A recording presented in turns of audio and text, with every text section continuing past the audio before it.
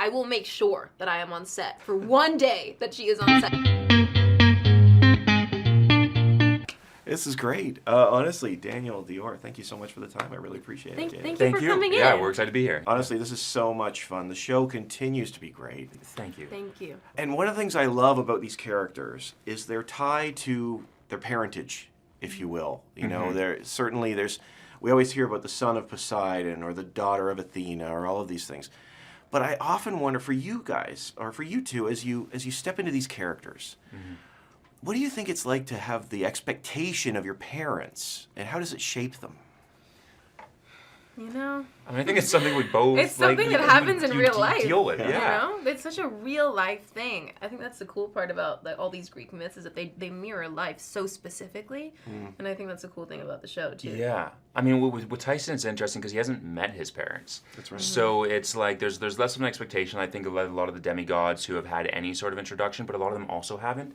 So it's this weird thing of it becomes like trying to like live up to an idea of what somebody wants, and if you've never really been given a clarity on that, of who they even are, it's such a strange thing to find your place, where I think it ends up being like, if you're somebody that gets nervous around that, you're probably aiming for the stars, and a lot of pressure if you don't reach that. And if you're somebody who's kind of like relatively chill, then it can be really, really easy. It can be a lot easier, especially if I don't know, it really depends on the parent. Yeah. It really depends on the parent. It depends on the parent. I think the way that it would shape the characters, like their relation to their parents, it depends on the parent. It depends on the type of experiences they've had with their parent. Like, I completely understand Luke and what he does and like his mindset, considering the history that he has with his dad. And when it comes to Clarice, everything makes sense. And the way that also they're tricky. The way that they train their kids, like mentally, especially if you come in contact with your parents, it's kind of like vile and just like disgusting. But it's like the way that Clarice has been trained mentally to understand or have this idea that she's not worthy of being respected or accepting love or really worth anything unless she is being aggressive and winning. Like, it's insane. And then she goes through this arc where she, like, her entire value structure is dismantled within like 30 seconds of like being on the ironclad, and then she has to she's just out there in the world. Not only is she trying to save the world, but she's also trying to figure out what the heck is going on, like just internally. It's wild. I think, I don't know, in terms of how it shapes the kids, I think it varies per parent, but I also think it's a really real life thing that happens like to everybody. Absolutely. And Daniel, you mentioned though, just in a different context, about Nervous in the Stars.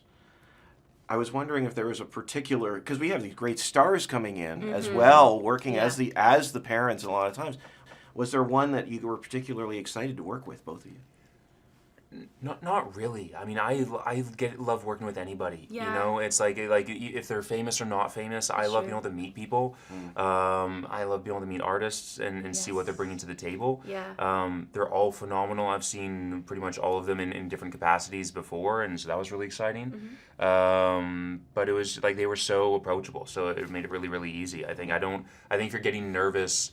If you're nervous by the end of the first day, it's usually not a good thing still. I think hopefully it's somebody that's approachable and willing to kind of just dig into the work with you. Yeah, exactly. We got really, really lucky, whereas like anyone, like thus far that's come on the show has been extremely, extremely process-driven, like about their work, and a kind person and fun to work with. Like just like a good person in general. So it's been really, really lovely being able to work with everybody. I would have to agree with Daniel that it's like, even though they are these really, really studded, like, just people, they've done so well for themselves in their career, like, they make you forget about all of that the second that you meet them. So it's really, really cool. I will say, I really, really, really want to meet Kate McKinnon so bad. SNL. Do the writers hear this? No, seriously. It's like she's in season 3, and I'm very excited for the day. I will make sure that I am on set for one day that she is on set. SNL has been such a big part of like my family, like forever. Like especially with my aunt, like that was like our thing. Cool. So the fact that Kate is on the show is nuts for me. Yeah. One of the things, though, you mentioned about Clarice is that she just has her world thrown upside down. Absolutely. Now, there's an interesting scene in this series, which has now aired since then, and that's Cersei's temptation and the fatal flaw. You two avoid this. So I would love to hear from you both What do you think that Tyson and Clarice have a fatal flaw, and what is it? I think Tyson's is pretty similar to Percy's. I think they're very, very similar in that regard. So I don't know if it's a Poseidon thing, but he is kind of loyal to a fault. Like it's like he's willing to put himself in harm's way at any given point to save anybody, which somehow works out for him. Over the course of the season, somehow he survives unscathed. But yeah, I think it's something that can be tricky. You know, Andrew and I have talked about this before. I would say it's Clarice's fatal flaw would be pride. I think very similar to Annabeth in that way, but it's like it's two sides of the same coin. I think where Clarice's pride comes in and how that's her fatal flaw is more so that it's just the pride, like the facade of pride that comes from having an ego and wanting to protect like the shell that's underneath.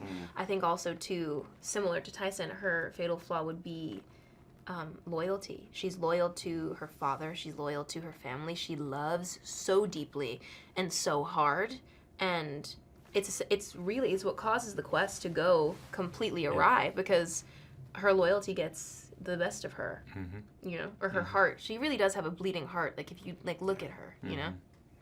Honestly, the show continues to be great. I love your character arts. My family and I are watching every week, so Very cool. Oh my we appreciate goodness. it so much. Thank you so much for the time. Thank you. you. Thank you. Yeah, Thank really you. appreciate it. Great day. Yeah.